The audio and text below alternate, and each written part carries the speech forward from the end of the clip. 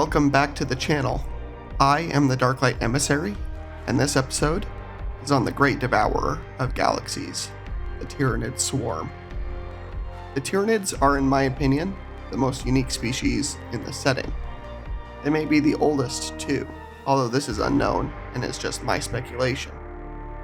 What makes them the most unique is their motives and traits. Tyranids do not communicate with the other species in the galaxy. They do not negotiate, and their goals are singular: to consume everything remotely biological they come across. They are eaters of not only worlds, but of entire galaxies. Their numbers are truly unknown, but they can block out all light from stars, such as their numbers. As terrifying as it would be to have to fight the forces of chaos, Necrons, the Drukhari, or even someone like the Tau, as we've discussed in previous videos, the Tyranids have to be the hardest to fight. They are completely either uninterested or incapable of negotiation and discussion or diplomacy. Even the Necrons these days are willing to talk and even ally on occasion with their enemies in some of the newer lore that has come out.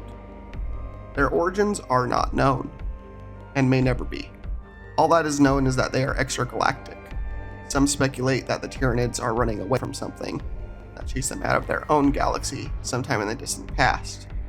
Others believe the Old Ones may have engineered the Tyranids as almost a dead hand final spite against their hated masters of the temporal, the star gods and their Necron armies. I think they are simply a form of extragalactic predator, and this is my speculation, but they may have had their origins in a galaxy in the distant past and eventually devoured the entire galaxy of their own over endless millennia due to maybe some mess up of experiment, who knows what. Upon consuming all of that biomass, that entire mass adapted, evolved to grow into an extragalactic fleet set upon an endless hunger to devour more, able to weather the endless gulfs between entire galaxies, drifting forwards towards a chosen new source of food. Tyranids do not care for the measurements of mortals as far as measuring time. They will arrive when they arrive, ready to sink their teeth into the soft fruit of a new galaxy that hope to grow their mass even more. What is ultimately known is that Tyranids were seemingly sleeping or in stasis somewhere in the gulf between galaxies around 10,000 years before the current 40k era. Due to events in the Horus Heresy, the old Necron and Catan device, known as the Pharos, was tampered and fought over by rival forces of the Imperium during the Heresy. It fired a gigantic psychic beacon during those events, and it was powerful enough to reach out of the galactic plane, and this is what woke the Great Devourer from their slumber in that darkness. Numberless unblinking eyes staring from the abyss, seeing this indication of life, starting their journey towards the Milky Way to glut itself on a new prey item. Tyranids then first started showing up roughly around the 35,000 year mark on earliest Imperial reports. For the first time they showed up in force was during the 41st millennium. But so far, only truly the tips of the talons have been seen, not the whole dragon by any stretch. It is quite possible they are so numerous that they will be the true absolute doom of the galaxy. The only species in the galaxy that, numbers-wise, can even challenge the Tyranids are the orcs. But the orcs are not nearly organized enough, truly, to fight the Tyranids. And the Tyranids are the exact opposite, controlled ultimately by a single, unifying hive mind of purpose to consume and devour their source of sustenance. That being said, the Tyranids have been generally found to have a weakness by those species that have studied them, like the Imperium, desperate to deflect this great threat. Tyranids, being a hive mind, are connected by a synapse-style psychic gestalt.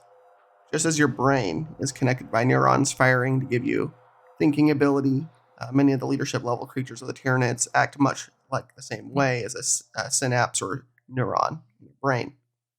The Tyranids act as parts of a whole body, just as the cells in your body are incapable of individual thought or action, and only the main creatures in the swarm are nerve clusters, direct numerous individual creatures making up the swarm, like limbs to manipulate forward and grab prey, things like that.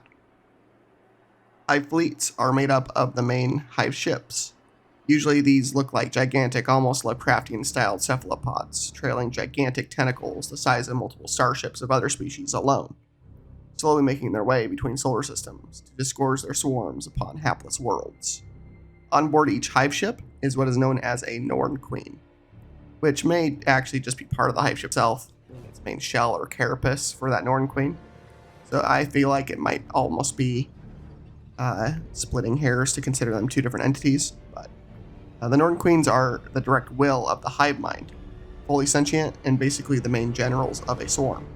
They also create and birth the many species aboard these ships from the DNA they have harvested from other worlds they've devoured. When a hive fleet arrives at a world, they launch innumerous swarms of spores and smaller creatures to impact on the surface of a world and infect the atmosphere. These spores and other creatures immediately set to work to change a local biome into one that favors organisms of the swarm. The planet's soil grows giant fleshy tentacles and pools of primordial soups to disgorge and birth more creatures. If a world originally starts off hostile to their creatures, their first one's deaths will inform the Norn Queen of their creatures' faults, and the next generation will have adaptations to survive the cold, or the heat, or the acid, or the gravity. Whatever it is, the swarm will adapt and overcome. To this point, one of the hive fleets has adapted completely to counteract the forces of chaos, known as Hive Fleet Kronos. This hive fleet, and I imagine others just like it that are growing, are counteracting against chaos like infection in a wound. The Tyranids require temporal, biological matter, and anything claimed by the unreality of the word becomes anathema and beyond what the Tyranids want to devour directly. But this can't be seen as a positive for the galaxy, since the Tyranids are still going to consume the world, even if they can purge the forces of chaos from it. Eventually, a world is overcome by endless trillions of specialized monstrosities, ranging from tiny swarms of flesh-stripping insectoids to giant blade-wielding hive tyrants, which are the ground generals navigating the entire swarm against any resistance. The swarm pours forth over all enemy forces in their path. You may kill thousands, tens of thousands, millions, but there's always millions more. Once a world's forces are completely defeated, the hive fleets grow gigantic capillary tentacles that work their way through a planet's crust, dissolving and devouring all things into a primordial soup. All of the hive creatures, all of the bodies of the enemy species, all of it, absorbed onto the hive fleets to be purposed for future conquests, leaving behind a cold ball of rock and stone, not a single drop of water or organic matter remaining. One of the more insidious ways the Tyranids find new planets is to infect a single member of a prey species like humans with the gene stealer virus. They operate almost like a virus does in a body like a traditional virus does. They will infect the DNA of a species, and over time this infected individual will be compelled to reproduce. Once they reproduce, the next generation will be psychically linked to their parents, who are also now both psychically linked back to the Tyranid hive mind itself. Eventually, a gene stealer cult, as they're called, can be millions strong if left to fester on a world long enough. That amount of psychic connection to a hive mind will draw a hive fleet forward to devour the world like a beacon. Shortly before the fleet arrives, the gene stealer cult will rise up in grand rebellion on a world, shutting down most of its defenses and causing such turmoil that there is no focused defense, making it an easy target for the impending doom of the Devourer, darkening the skies with its endless swarms. Something to note, gene stealers were basically the first form of encountered Tyranid, although they were not known as that at time by the Imperium until the first hive fleets arrived into the galaxy. As of yet, no true counter to the Tyranids has been found, although weakness has been exploited. Humanity has found ways to divert the Devourer to other parts of the galaxy. For example, they were able to send a fleet into a giant orc empire to be stuck in fighting for many years. They have also identified that killing the Norn Queen aboard the hive ships can cause the rest of the fleet to become feral and organized animals. Psychic feedback, the backlash of control, breaking everything down. And then they're able to be picked apart and scattered, no longer able to organize in any true way. One theory I have is that, just as I gave the body example earlier, perhaps there could be a way to infect the Tyranids with a form of cancer to defeat them. There's no indication of that in the setting being discovered by any of the sentient species standing against its foe. This is just how I would try to find a way to maybe defeat them if it were me. Ultimately, the Tyranids are, to my mind, a true doom for the galaxy. Nearly every other species endgame is not an end to the galaxy. Even the Chaos Gods want to basically act like a great parasite on the galaxy, flooding on its emotion. The Tyranids want to eat all of it, leaving nothing but a husk on all fronts behind. Unless there was a way to cause the Tyranids to leave the galaxy completely, while forcing a feedback on the hive mind to kill a large portion of the organisms, they're truly an unstoppable force, darkening even the presence of the warp when they arrive in enough numbers.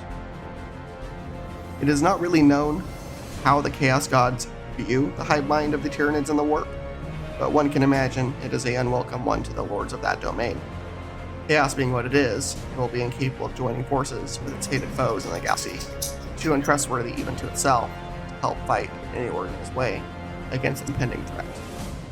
This all being said, the Tyranids may be the one truly moral, not evil faction in the setting at the same time. They are a creature, an organism, like a swarm of ants. They are doing their instinctual drive to survive. One cannot spite or hate an animal for having to eat to survive. So perhaps the Tyranids can be seen as a great equalizer, or even devourer of corruption. Perhaps it acts almost like an extragalactic cleaner of galaxies that become invested by psychic power for the warp. This is all pure speculation and my observation, though. Nothing has been said on this being the case. And that is about it for the Tyranids on this overview. If I do a deep dive on them, I'll explain more about their individual creatures and weapons, but they are ultimately a simple species, a simple goal: devour all before them. As always, please leave a comment for the topic at hand, if you'd like to discuss it with me, or a request for something to cover later on in another video. I thank all of you so much for your subscriptions, comments, and support so far. It's a humbling and great experience to see you value what I have to say about this universe in my own way. Spur me to continue making these. And for those of you who haven't subscribed, please consider doing so to see more content from me. We are only just beginning to dive deeper into the main topics of this universe, and I hope you continue to enjoy my perspective from my years studying this lore. Bring your light into the dark places, and I will see you in the next one. Thank you, and have a great day or night wherever you are.